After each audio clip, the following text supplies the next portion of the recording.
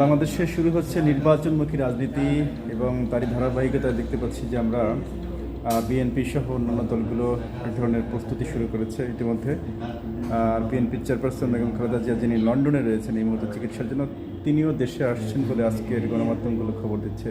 তো একটি খুবই ভালো খবর যে বাংলাদেশের রাজনীতিতে দীর্ঘ প্রায় এক দশকেরও বেশি সময় ধরে যিনি গৃহবন্দী ছিলেন, নির্যাতিত ছিলেন এবং নিগৃহীত ছিলেন, যার কথা বলার কোনো সুযোগ ছিল না, তিনি আবারও বাংলাদেশের মানুষের কাছে আসবেন এবং তার দলের হয়ে দেশের মানুষের হয়ে দেশের মানুষের জন্য আবারও তিনি কথা বলবেন বলে আমরা আশা করছি।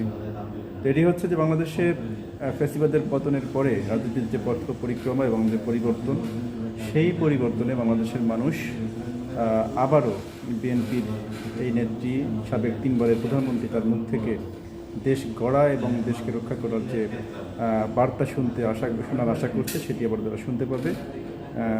এইটি হচ্ছে সবচেয়ে বড় খবর।